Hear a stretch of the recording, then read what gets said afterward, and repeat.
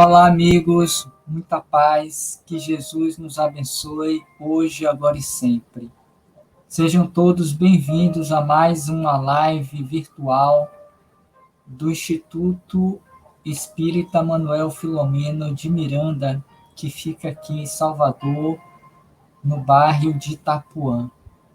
Que Deus nos abençoe, que Deus nos proteja, que possamos realizar um trabalho que nos leve a uma reflexão, a um aprendizado em torno da temática proposta para hoje, que chama-se Edificar a Casa sobre a Rocha, uma parábola de Jesus em que ele vai nos trazer esta reflexão.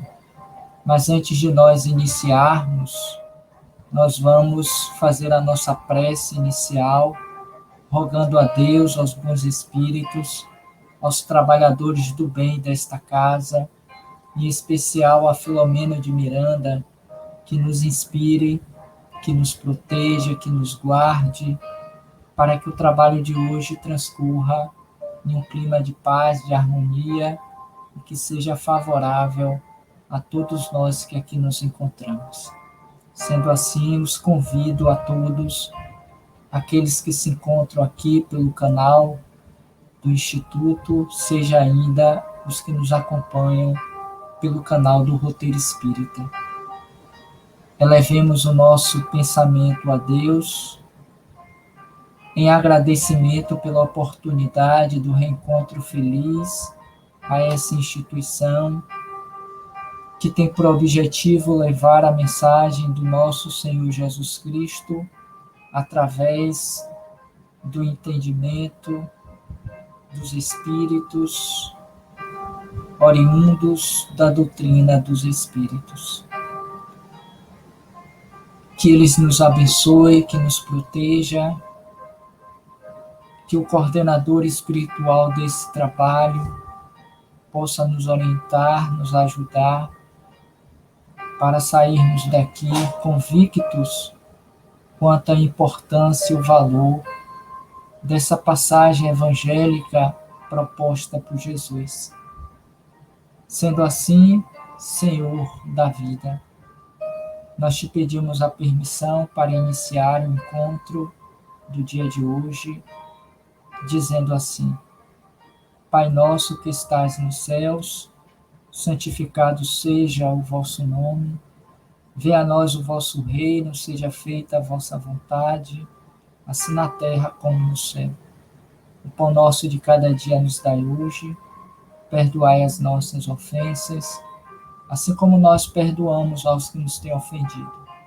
Não nos deixeis cair em tentação e livrai-nos de todo mal, que assim seja. A todos, muita paz. Que assim seja, muita paz. Obrigado pela presença de todos. Obrigado também pelo carinho, pela atenção, pela recepção que eu sempre tenho quando aqui venho trazer a palavra amiga a partir dos ensinos dos Espíritos. A nossa amiga Selminha, que Deus a abençoe, e a todos os colaboradores diretos dessa instituição amorável, que é o Instituto Filomeno de Miranda, a quem eu peço ao Espírito, patrono da casa, que nos abençoe, que nos inspire no dia de hoje. Conforme dissemos a vocês no início, antes da nossa prece, hoje falaremos sobre uma das muitas parábolas de Jesus, que os discípulos, eles escreveram mais tarde, depois de terem passado pela experiência da convivência direta com Cristo, anotaram e que mais tarde ficaram como sendo os evangélicos canônicos, aqueles aceitos pela Igreja. E essa passagem especificamente, que é a edificação da casa sobre a rocha, dois deles, o Mateus e o Lucas, transcreveram mais tarde nos seus evangelhos. E eles descrevem muito parecidamente, embora nós vamos ler das duas traduções, né? E representam, já em Mateus, por exemplo, as três advertências ou orientações que Jesus refere-se em um dado momento do seu apostolado. Em Lucas, nós vamos ver apenas as advertências. Mas seja como for, nós vamos encontrar as mesmas nos seus respectivos evangelhos. E aí, nós vamos encontrar, por exemplo, em Mateus, no capítulo 7, de 13 a 27. Mas, especificamente em Mateus, no que se refere a esta advertência, é do capítulo 24, ou dos versículos 24 ao versículo 27. E eu vou pedir a permissão para vocês para ler as advertências que se encontram lá em Mateus, para a gente ter uma ideia e uma compreensão do todo. É pequeno o texto, mas merece aqui um apontamento. Para quem não sabe ainda, de acordo com esse livro de Alírio Cerqueira Filho, em que ele vai trabalhar as parábolas terapêuticas do Cristo, onde ele vai buscar dar um olhar terapêutico para algumas das muitas dessas parábolas, ele vai trazer na introdução do texto, a respeito do significado das parábolas, o seguinte: as parábolas de Jesus são profundamente terapêuticas e não poderia ser diferente, porquanto Jesus é o nosso maior psicoterapeuta da humanidade terrena. E ele próprio nos dissera, como vemos lá no capítulo 6 do Evangelho segundo o Espiritismo, o Consolador prometido: vinde a mim todos vós que se achais aflitos e sobrecarregados, e eu vos aliviarei. Tomai de mim, tomai sobre vós o meu jugo que é leve, e encontrareis repouso para as suas aflições. Porque o jugo é leve e o seu fardo é suave. Ou seu jugo é suave e o seu fardo é leve. Querendo dizer para nós que, enquanto terapeuta, enquanto consolador, ele veio balsamizar, ele veio aliviar as nossas dores, as nossas aflições. Por isso que essas parábolas, essas histórias metafóricas, elas são terapêuticas, porque visa aprofundar o sentido do que é imediato, do que é externo, conceitual, para uma realidade transcendental. Um olhar psicológico, como hoje vem fazendo Joana de Ângeles, através da sua série psicológica, nas muitas citações e passagens também da vida de Jesus. Então, continuando, ele vai dizer assim: elas contam com interpretações literais e com possibilidades de interpretações mais profundas. No nosso entender, quanto mais nos aproximamos dos símbolos que as parábolas contêm, com maior proveito aprendemos a mensagem de Jesus, não apenas relacionada àquele momento específico histórico no qual ele a enunciou.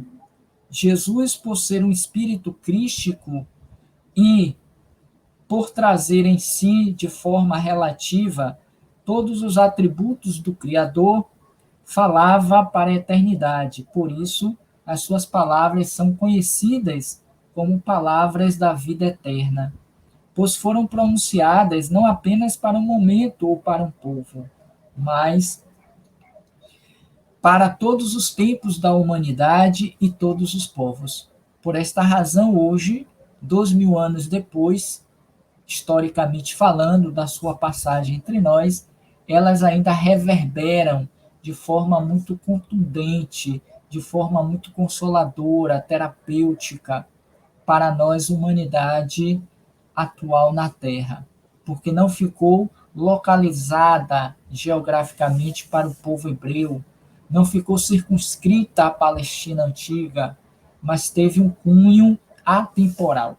E só para a gente fechar esse ponto, ele ainda vai dizer: para que possamos verdadeiramente entender os símbolos contidos nas parábolas e utilizá-las terapeuticamente, é necessário vê-las de uma forma consciencial, a partir da consciência na qual se encontra a lei de Deus.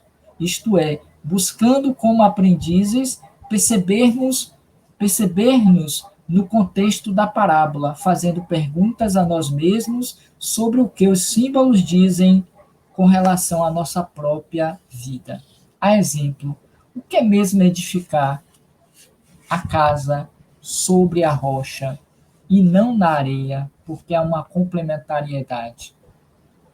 Então ele vai em 2 volumes desse livro, Parábolas Terapêuticas, trazer várias parábolas, sempre nessa perspectiva terapêutica, nos levando a essas interrogações, a nos levando a esse processo de interpretação a partir da consciência, do entendimento, do contexto atual, buscando retirar o véu que encobre os símbolos para compreender a realidade na qual nós estamos passando.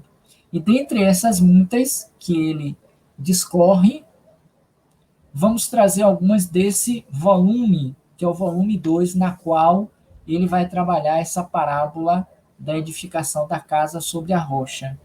Então vejamos a parábola do bom samaritano, a parábola da grande ceia, a parábola das 10 virgens, do trabalhador de última hora, do rico e Lázaro, a parábola da espiga, do administrador infiel, do pastor das ovelhas, da candeia, a parábola da torre inacabada e da guerra, a parábola da autoconsciência, a parábola da ovelha perdida e da dracma perdida.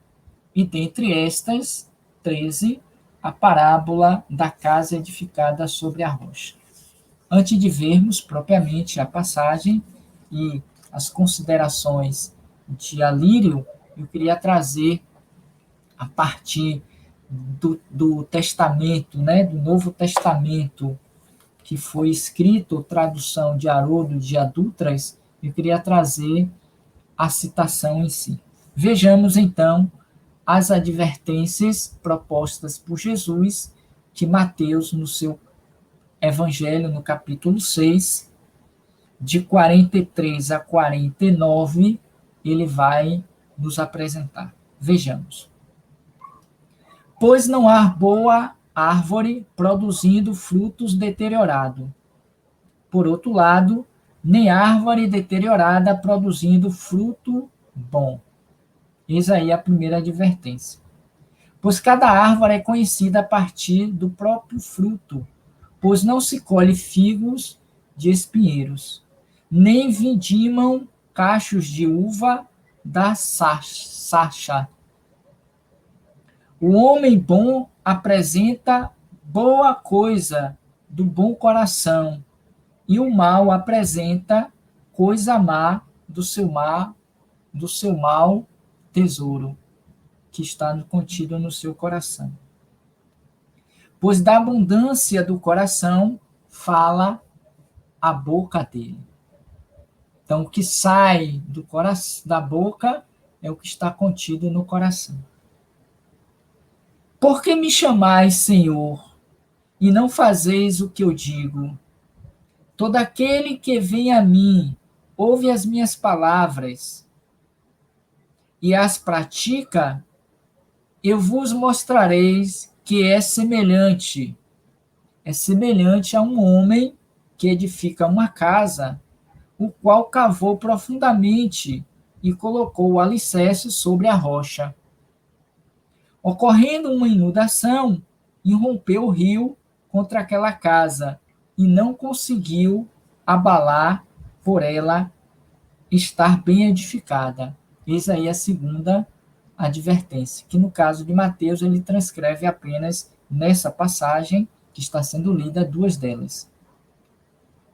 Mas o que não houve e não praticou é semelhante a um homem que edificou uma casa sobre a terra. Uma outra tradução, na areia.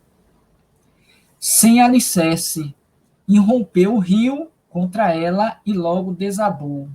E tornou-se grande a ruína daquela casa.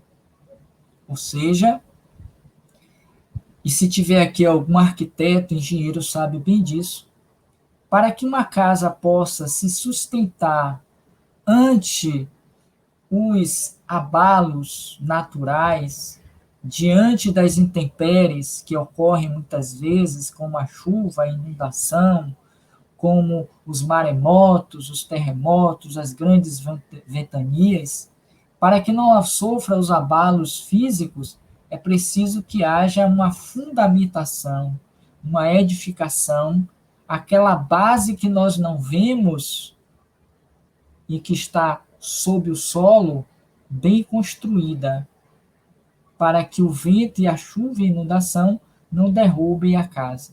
Em que pese que muitas vezes, ainda que assim seja feita, mas pode ocorrer. Mas do ponto de vista da parábola, Jesus veio mostrar exatamente que aquele homem ou aquela mulher que ouve a palavra de Jesus e as pratica, assemelha-se a esse construtor que construiu a sua casa sobre a rocha e não necessariamente sobre a terra ou areia. Então nós vamos ver que em Mateus, do versículo 47 ao 49, ele vai discorrer sobre essa que está sendo o motivo da nossa reflexão. E como é importante nós estarmos pensando sobre essa parábola, visto que nos nossos dias estamos sendo chamados aos testemunhos, chamados justamente a dar mostra da nossa capacidade de demonstração da nossa fé, da nossa confiança em Deus. Porque por trás desta passagem, nós vemos claramente que Jesus está se referindo àquele homem que diz ser crente, aquele homem que diz ser cristão, ele está dedicado na sustentação dos ensinos de Jesus pela fé. E nós vamos tentar tirar os símbolos dessa passagem para a gente entender o significado daquilo que ontem Jesus disse e que para nós hoje ainda tem um valor, tem uma importância fundamental, em particular nesses dias nos quais nós estamos vivendo, não apenas por conta da pandemia, mas pelo fato de nós estarmos no processo de transição planetária e que precisamos dar esse testemunho de solidez, de confiança, de fé, de segurança na mensagem de Deus, advinda pelo Cristo, nosso Senhor, a fim de que nós nos sustentemos diante dos abalos, diante das tempestades, das inundações comuns de um mundo ainda de provas e de expiações. Mas vejamos, então, a citação dessa feita do Evangelho de Mateus. Essa primeira nós lemos, que foi de Lucas. Em Mateus, nós vamos encontrar, então, as três advertências que começam de 7, do capítulo 7, a partir do versículo 7, até o versículo 27. Eu vou pedir mais uma vez a permissão para a leitura completa, até para a gente ter uma ideia mais ampla de onde está inserida essa parábola da casa sobre a rocha, porque é uma sequência de pronunciamentos, de falas de Jesus, que quando vista soltamente, às vezes perde o sentido, mas quando ela está dentro de um contexto maior, a gente entende a razão pela qual Jesus assim as pronunciou, tá? E depois nós partimos para Alírio Franco, perdão, Alírio de Cerqueira Filho, para compreender um pouquinho mais essa parte terapêutica. Então nós vamos encontrar as 3 advertências. Pedi e vos será dado, buscai e encontrareis, batei e será aberto para vós. É a primeira advertência aqui, Mateus, que já em Lucas ele não descreve. Pois todo aquele que pede, recebe, e aquele que busca, encontra. E ao que bate, será aberto. Qual dentre vós é o homem que, pedindo-lhe o seu filho pão, lhe dará uma pedra? Ou pedindo-lhe peixe, lhe dará uma serpente? Essa também é uma reflexão importante para nós. Porquanto, se vós, sendo maus, sabeis dar boas dádivas aos vossos filhos, quanto mais vosso Pai que está nos céus dará boas coisas aos que lhe pedem. Nos advertindo que Deus é bom, é misericordioso, e que ele não daria uma pedra, uma semente ao filho que lhe pede pão ou peixe, que lhe roga a sustentação. Ou seja, por trás, Deus não castiga. Assim, tudo quanto quereis que os homens vos façam, assim também fazei vós a eles, pois esta é a lei e os profetas. Ponto. Aquela medida que Jesus trouxe, faça ao outro aquilo que gostaria que o outro lhe fizesse. Em assim fazendo, você terá também como resultado, quando da sua vez, aquela mesma ação. Outra advertência: entrai pela porta estreita, porque larga é a porta e espaçoso o caminho que conduz à destruição. E muitos são os que entram por ela. Quão estreita é a porta e apertado é o caminho que conduz à vida, e poucos são a que encontram. Outra advertência importante.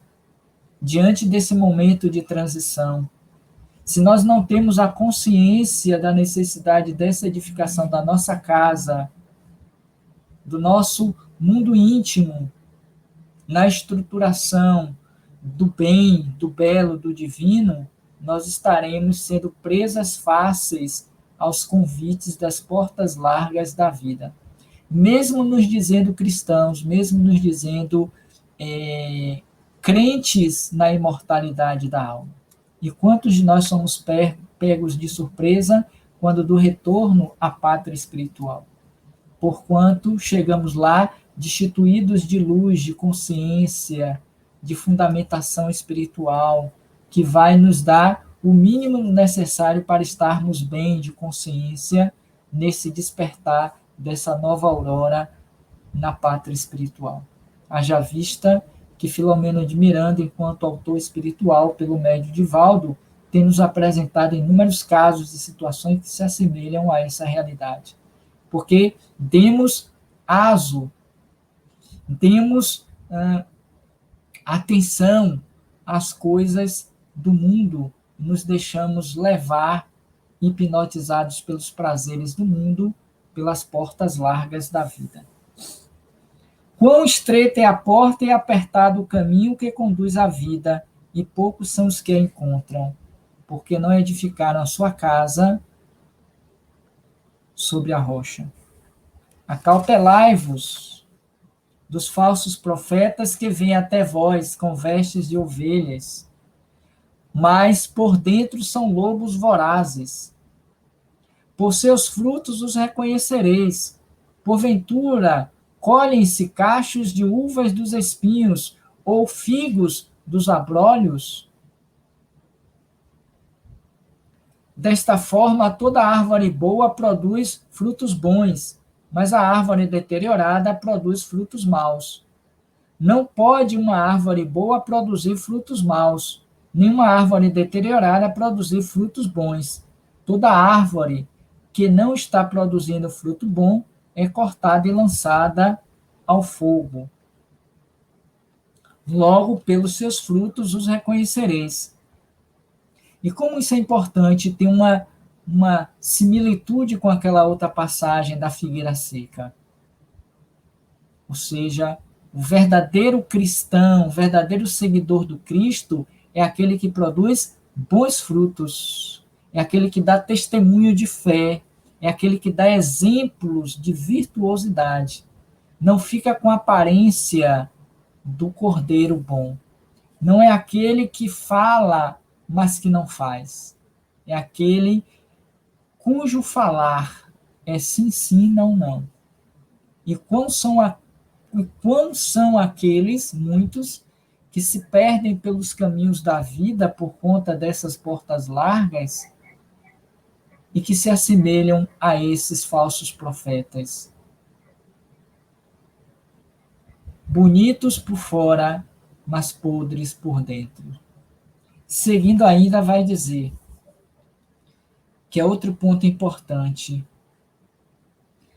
nem todo aquele que me diz Senhor, Senhor entrará no reino dos céus, mas aquele que realiza a vontade do meu Pai que está nos céus. Isso é importante também para nós. Naquele dia, muitos me dirão, Senhor, Senhor, não profetizamos em teu nome, e em teu nome não expulsamos demônios, daimons, e em teu nome não fizemos muitos prodígios? Então declararei a eles, nunca vos conheci, apartai-vos de mim, obreiros sem lei, obreiros sem obras. E quantos somos nós espíritas cristãos como representação desses obreiros sem obra, sem lei? Porque repare o que disse Alírio, as parábolas é um convite a uma reflexão consciencial, de auto-investigação, por isso que elas são terapêuticas, porque nos propõem uma mudança de comportamento, de atitude, de valores, de entendimento sobre a lei, não mais a parábola pela parábola, literalmente falando, mas o sentido mais aprofundado que ela nos traz e encerra. Por isso que elas se tornaram imortalizadas, palavras de vida eterna. Não ficaram circunscritas à época, àquele contexto trazido e vivido por Jesus. Elas são atemporais. Em todos os tempos nos servem como roteiro, como guia, como bússola orientativa para a nossa libertação. Entra então, por fim, a última advertência, que é esta motivo da nossa reflexão aqui no dia de hoje. Portanto, todo aquele que ouve estas minhas palavras e as pratica, será comparado ao homem prudente. Deixa eu ver o que Haroldo diz quanto ao prudente. Item 15.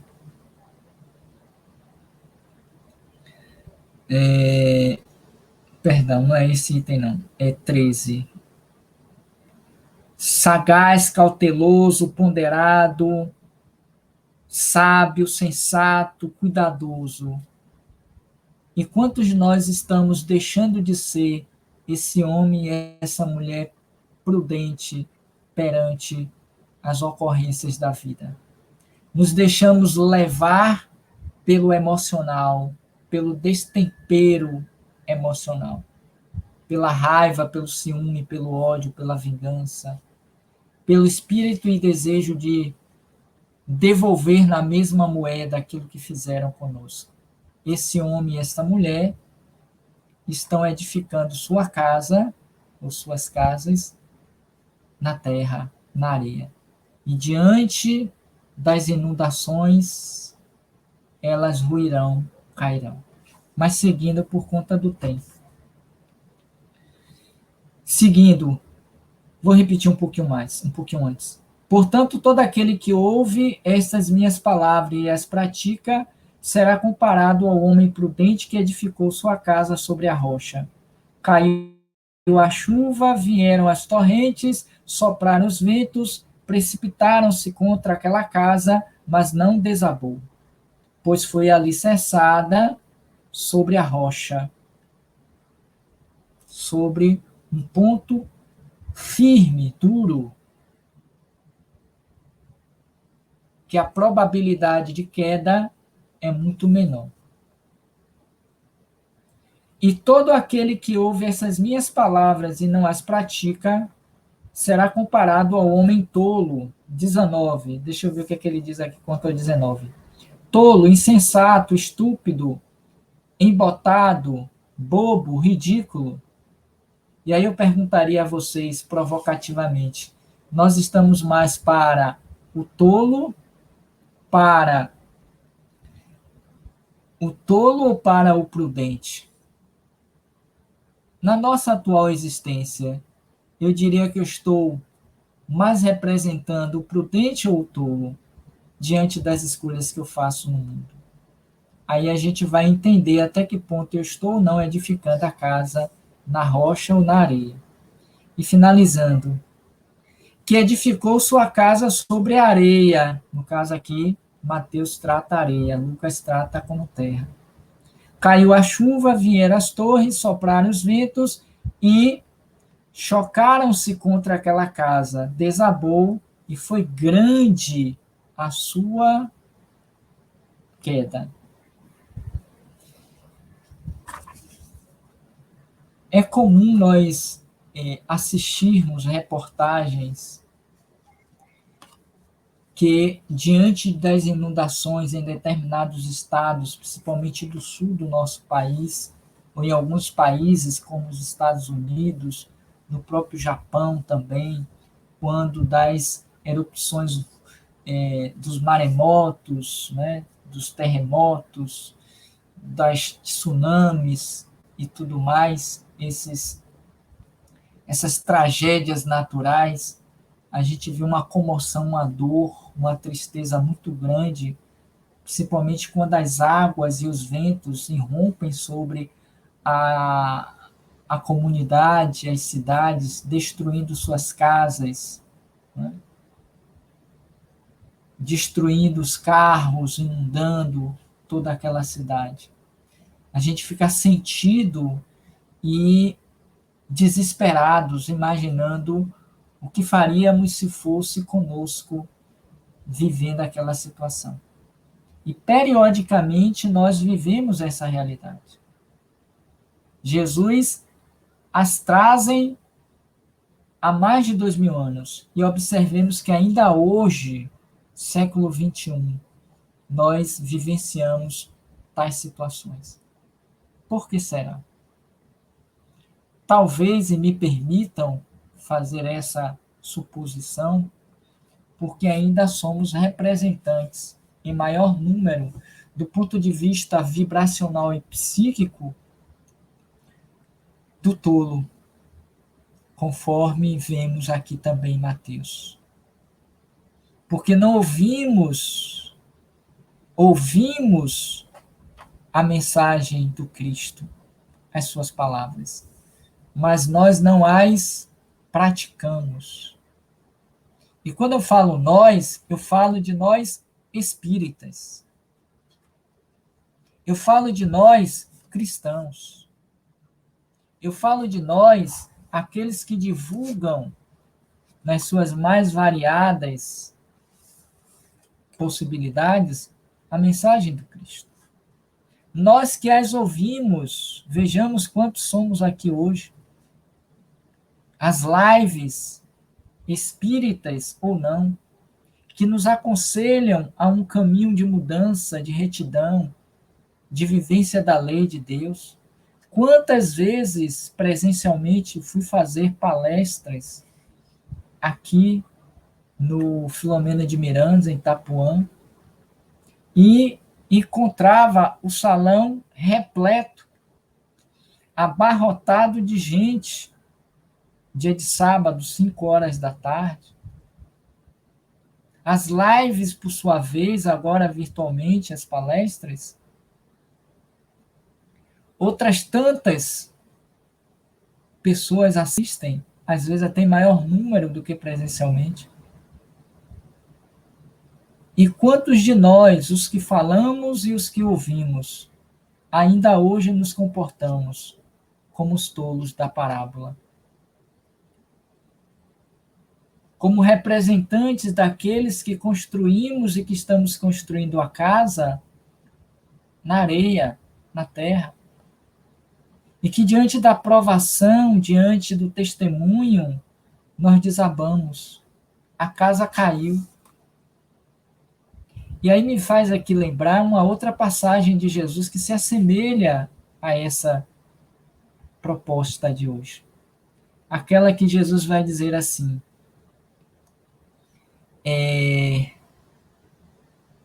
me veio aqui a lembrança e fugiu, mas eu vou resgatar ela. O escândalo é necessário, mas ai de quem traga o escândalo. Por que o escândalo é necessário? Porquanto vivemos ainda em um mundo de provas e expiações, em que essas ocorrências, elas ainda são factíveis de acontecerem. Mas ai de quem traga o escândalo. Essa última citação representa aquelas que edificaram ou que ainda estão edificando suas casas na areia. Podem ter certeza quanto a isso. Porque os escândalos que nos envergonham, que mostram a nossa face sombria, a nossa face psicologicamente matura, é a representação desta casa mal construída, que não foi alicerçada pelas bases, pelas vigas da fé, da tolerância, do perdão, da indulgência, da benevolência.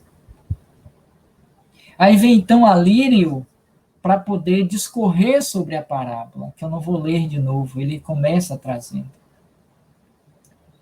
Mas só a introdução ele diz assim: a parábola da casa edificada sobre a rocha, anotada por Lucas, no capítulo 6, versículos de 47 a 49, e por Mateus, no capítulo 7, versículo de 24 a 27, aborda a importância da prática da verdade em nossa vida. Está vendo?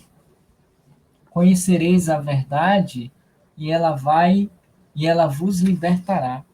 E então ele discorre aqui a parábola através dos dois discípulos. E aí vai então fazer as devidas considerações. Não vai dar para ler tudo, claro, mas dá para a gente refletir um pouquinho sobre o que está posto aqui. Ele começa dizendo assim: façamos a exegesis da parábola com base no texto de Lucas. Ele preferiu Lucas em detrimento de Mateus. Aquele que ouve a palavra de Jesus, quer diretamente, quando ele estava encarnado, quer indiretamente, lendo os textos do Evangelho, e a praticam, se assemelham ao homem que edificou uma casa e cavou e abriu bem fundo e pôs os alicerces sobre a rocha. Aquele bom construtor, aquele bom arquiteto que planejou, que calculou bem, um bom engenheiro que fez uma boa escavação, é aquele homem experimentado, é um Chico Xavier, é um Divaldo Franco, é uma Madre Teresa de Calcutá. Foram aqueles homens e mulheres que viveram amplamente a mensagem, a palavra do Cristo, a sua verdade, não temeram os apodos, não temeram as agruras, as dificuldades da vida, as críticas. Foram fiéis àquilo que defendiam. Qual a simbologia da casa, que é um ponto importante para nós? A casa, nessa questão, é a própria existência, é a própria vida. O homem edificou a própria vida de forma prudente. Olhe, voltando à prudência. Prudentemente. Aquele que desde a encarnação vem acompanhando o desenrolar da sua existência. Não como um espectador, há de se dizer isso, mas como aquele que está na condução da sua vida. E aí a gente vê a importância do livre-arbítrio.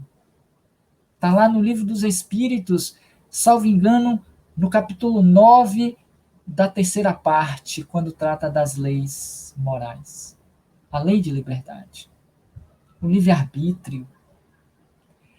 A edificação desta casa, dessa estrutura existencial, dependerá das escolhas que eu estiver fazendo na encarnação. Não tem como ser de outra forma. Uma casa não se constrói por milagre. Quantas vezes passamos pelas avenidas, largas ou não, das nossas cidades, pelas ruas e vielas, e vemos casas assim que nos apaixonamos e imaginamos, ai, se eu pudesse morar aqui, que casa linda, só em olhar para ela me dá uma sensação de bem-estar, de felicidade, um sonho impossível de ser realizado, talvez, nessa encarnação, porque não tem os recursos e condições. Aí, se eu pudesse passar uma temporada aqui, percebe? Porque a gente olha para ela e vê a beleza, pelo menos exterior, imagino que deve ter lá quantos quartos, quantas suítes, quantas salas, os móveis, a gente faz aquelas viagens, né? E fica imaginando estar ali. Mas muitas vezes não conhecemos os seus moradores. Não sabemos quantos são dos escândalos já produzidos dentro e fora daquela casa. Quantas existências sofridas estão sendo vivenciadas dentro daquele espaço físico. Porque o sonho de todo mundo é ter uma casa. Ainda que Jesus não tenha tido nenhuma delas. Não tinha sequer onde repousar a cabeça em uma pedra. Então, esta casa é o símbolo terapêutico da nossa existência. A gente sabe qual é a nossa casa, a qualidade da casa, nos perguntando: como está a minha vida? Alguém já se fez essa pergunta? Como está a minha vida? Se eu fosse fazer um resumo, fazer uma análise desses anos, dessas décadas, até hoje, aqui agora, como eu apresentaria esta minha casa? Quantas reformas eu me permiti fazer nela? Reformas estruturais para que ela não desabasse verdadeiramente. Se eu perguntasse a vocês quantas vezes o Filomeno de Miranda, lá em Itapuã, foi reformada, acredito que Selma e alguns outros mais próximos da administração, ou aqueles que acompanham a casa, saberiam dizer. Eu me recordo que, antes da pandemia, a última vez que eu estive lá, eu fiquei surpreso, feliz, uma surpresa feliz, porque houve uma mudança estrutural do salão, do doutrinário, fizeram assim uma mudança radical, uma coisa muito bonita. Não sei se para dentro da casa, no interior, mas o salão foi algo que mexeu com os meus olhos, porque Eu conheci quando originalmente e depois da mudança. Aí veio a pandemia e não deu mais para ver. Mudaram o teto, fizeram pintura, fizeram a estrutura física. Eu achei assim divino. As casas espíritas, de um modo geral, têm essa prática, os seus diretores, né? De ano em ano, começa a construir e a mudar, a fazer reformas, porque acham que os espaços estão sempre pequenos para acolher tanta gente que vão em busca do socorro, o que não deixa de ser uma verdade. Mas muitas vezes, não necessariamente o caso do Filomeno, a gente se preocupa só com as mudanças das estruturas externas. Mais salas, mais salões, mais compartimentos, mais isso e mais aquilo. Esquecido das casas daqueles que vão lá em busca do abrigo e do consolo, da chuva, das inundações, dos medos, das aflições. Lembram-se da citação do capítulo 6? Vinde a mim, todos vós, que se achais aflitos e sobrecarregados, e eu vos aliviarei. Até que ponto eu, na minha casa, estou abrigando aqueles que estão aflitos e sobrecarregados? A parábola versa também indiretamente sobre isso. A gente pode ficar pela literalidade da lei do texto, mas a gente pode avançar terapeuticamente e se perguntar: como está a nossa casa? Como está o nosso patrimônio íntimo agora com a pandemia, ou nesse período da pandemia? Enquanto arquitetos, engenheiros, terapeutas, psicólogos,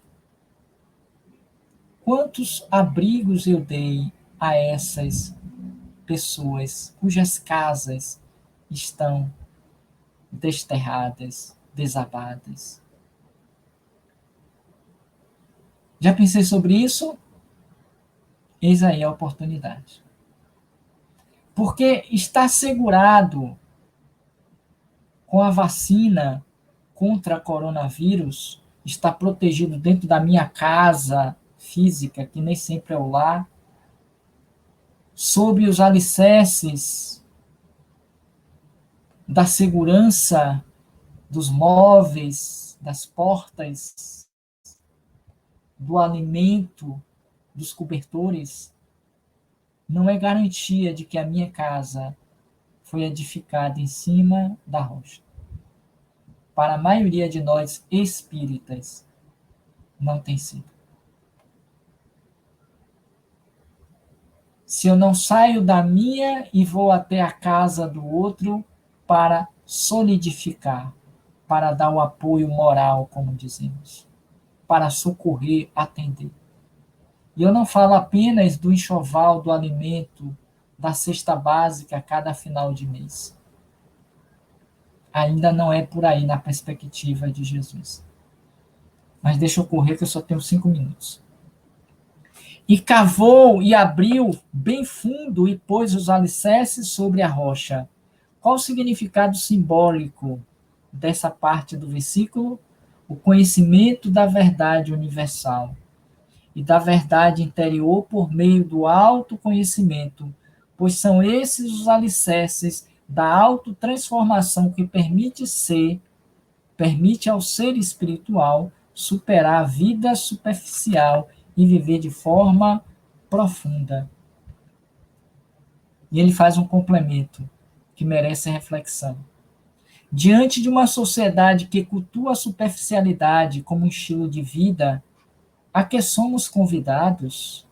Somos convidados a edificar a nossa casa, a nossa vida, cavando e abrindo bem fundo, de modo que nos aprofundar nos valores da vida. Percebem? As verdades trazidas por Jesus. Conhecereis a verdade, ela vos libertará. Não é uma verdadezinha que está escrita no livro dos Espíritos ou na Bíblia, no Alcorão ou no Torá. No livro sagrado dos budistas, não é essa a verdade. além desta, a gente precisa aprofundar a verdade da consciência que já trazemos, para não mais nos equivocarmos, não mais nos propormos a adentrar as portas largas da vida por um simples convite de bem-estar e de felicidade. Não deixar que a vida nos leve pelas situações e ocorrências inoportunas que ocorrem. Não precisamos mais ser joguetes da vida. É cavar fundo, é aprofundar o conhecimento em si mesmo. Aí a proposta psicanalítica, a proposta psicológica de Joana de Ângeles, que se fundamenta também na psicanalítica de Carl Gustav Jung, para o autoconhecimento. Está lá na questão 919, qual o meio mais rápido e eficaz para que nós aceleremos o nosso processo e não nos deixemos arrastar pelas paixões. Um velho sábio da antiguidade já vos dissera, conhece-te a ti mesmo. E mais adiante ele insiste, mas como fazer isso? Eu já entendo, eu já conheço essa citação. Vem Santo Agostinho que diz, fazei como eu fazia quando eu estava, passava em revista é cavar um buraco mais fundo, se auto-perceber no dia a dia, na condução, na vivência, isso é edificar a casa na rocha. E finalizando, e vindo a enchente, isso aqui é muito legal. E vindo a enchente, bateu com ímpeto a corrente naquela casa e não a pôde abalar, porque estava fundada sobre a rocha. O que isso quer dizer? Qual a simbologia desse trecho, tá? O que Jesus quis dizer com enchente, batendo com ímpeto a corrente? Aqui temos a simbologia das provações e das expiações, geradoras das várias experiências de desafio a que somos convidados com o fim de as transformar em experiências aprendizado.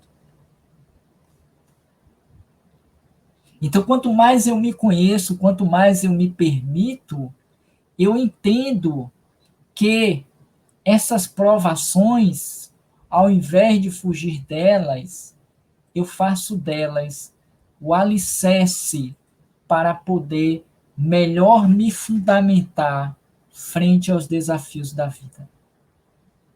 Eu passo a viver mais abundantemente contrito em Deus. Então, quando a gente fala com relação a essa inundação, são as provas da vida. Eis aqui uma outra citação oportuna. Para a grande parte dos comentaristas bíblicos, edificar a casa sobre a rocha significa ser um discípulo que ouve e coloca em prática o que aprendeu, não que age com imprudência e superficialidade. A obediência é o sólido fundamento para que se possa resistir às tempestades da vida, que não são poucas. A pandemia é um exemplo disso, sabe? E o que a gente deve entender, ainda na perspectiva desses estudiosos bíblicos, e em particular São João Crisóstomo. O que ele vai dizer em sua homilia 24 sobre Mateus? Por chuva, alagamento e ventos, ele está expressando metaforicamente as calamidades, as aflições que se abatem sobre os homens, como as falsas acusações, as intrigas, o luto, as mortes, as perdas de amigos, os aborrecimentos, todos os males em nossa vida que qualquer um poderia citar. É o que nós vemos a olhos nus hoje na pandemia, dentro das nossas casas. Quantos foram que passaram pela experiência da perda do ente querido nessa pandemia, do pai, da mãe, não puderam enterrá-los, sepultá-los? Quantos de nós fomos para os próprios hospitais temerosos de ficarmos sem o oxigênio, de não sairmos de lá a não ser o corpo? E que nos deixamos abater, nos deprimir, nos revoltar, brigar com Deus, todos aqueles que assim procederam, com todo respeito, claro, porque nem sempre é fácil, é a representação dos que edificaram a casa sobre a terra,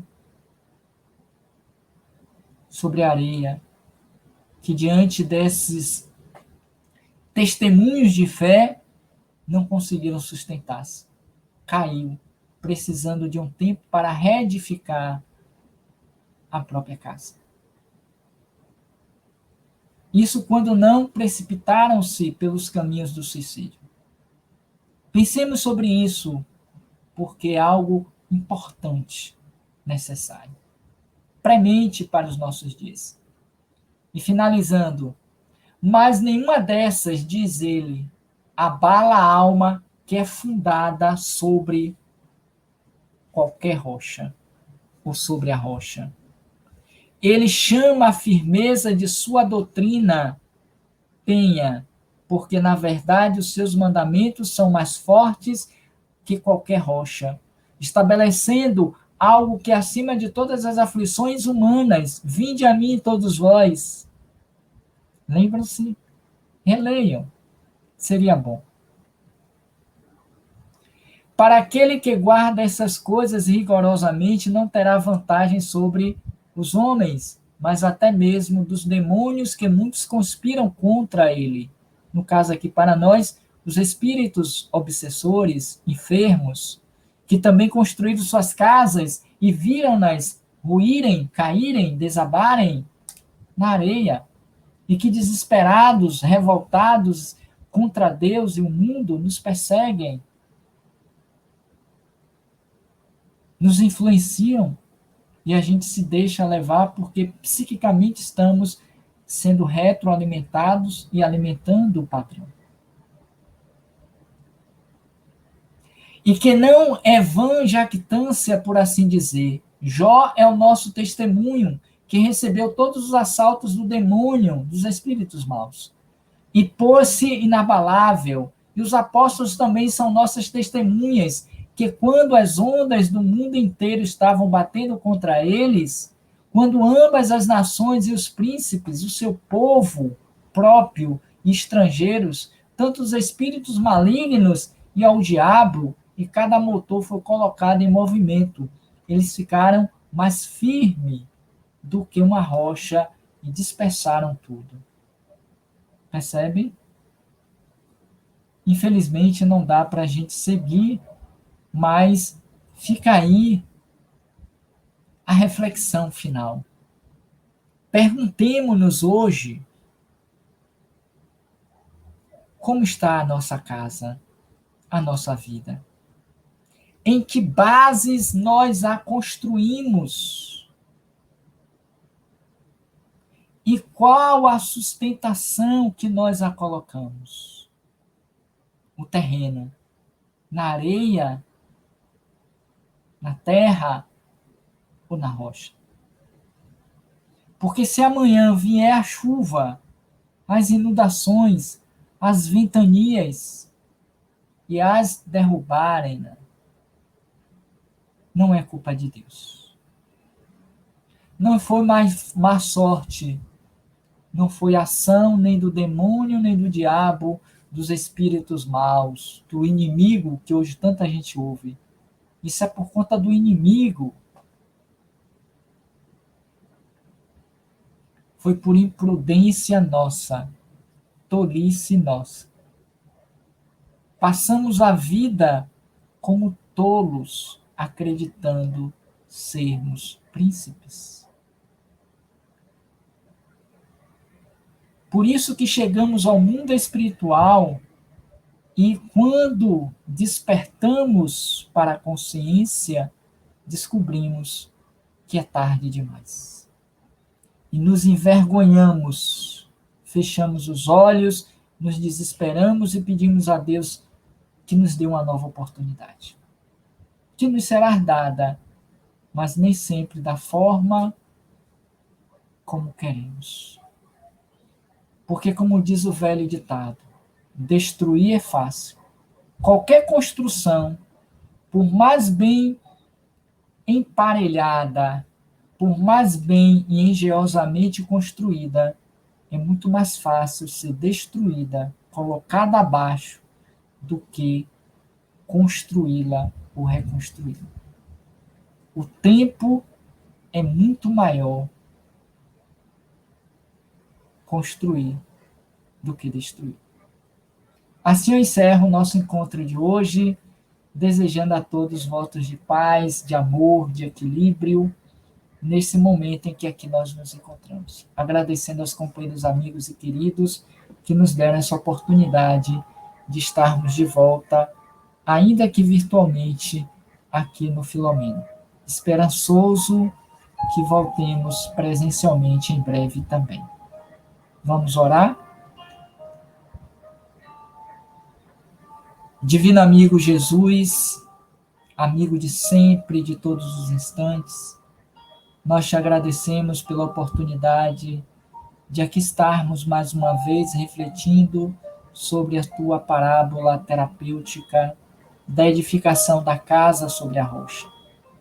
Ajuda-nos, Senhor, a despertar a consciência para que retomemos a condução, a direção da edificação da nossa própria casa, que representa a vida, a experiência encarnatória, o momento atual, para que ela esteja segura sobre a rocha, a fim de que, em meio aos testemunhos, provas necessárias ainda, ela não venha a demolir, não venha a ruir. Que os bons espíritos nos abençoem, nos proteja, que Filomena de Miranda nos apoie, nos guarde, para que não desistamos desse empreendimento de sermos hoje melhores do que já fomos ontem, a fim de que amanhã sejamos melhores do que hoje. Abençoa os nossos familiares, assim como a todos os companheiros aqui na live, seja pelo canal do Instituto, seja ainda pelo canal do Roteiro Espírita. Abençoa-nos, Senhor, guarda-nos na tua paz, no teu amor. E assim encerramos. Ave Maria, cheia de graças, o Senhor é convosco, bendita sois vós entre as mulheres, bendito é o fruto do vosso ventre, nasceu Jesus. Santa Maria, Mãe de Jesus, rogai por nós, vossos filhos pecadores, agora e na hora do nosso desenlace. Que assim seja, e muita paz. Obrigado a todos, um beijo no coração, que Deus nos abençoe, nos proteja, e como palavras finais, eu agradeço a todos pela oportunidade do reencontro feliz a esta casa, ao tempo em que os convido a conhecerem o nosso canal Roteiro Espírita no YouTube, que também tem essa proposta de levar a mensagem da doutrina espírita para todos os interessados. Temos playlists com vários temas interessantíssimos. Se puderem, se quiserem, assinem o nosso canal, dê o like nesse vídeo, compartilhem, faça chegar ao maior número de pessoas, porque isso é importante para a divulgação da doutrina dos Espíritos. Um beijo no coração, muita paz, obrigado e até uma próxima oportunidade com Kardec na mente e Jesus no coração. Obrigado a todos e até a próxima.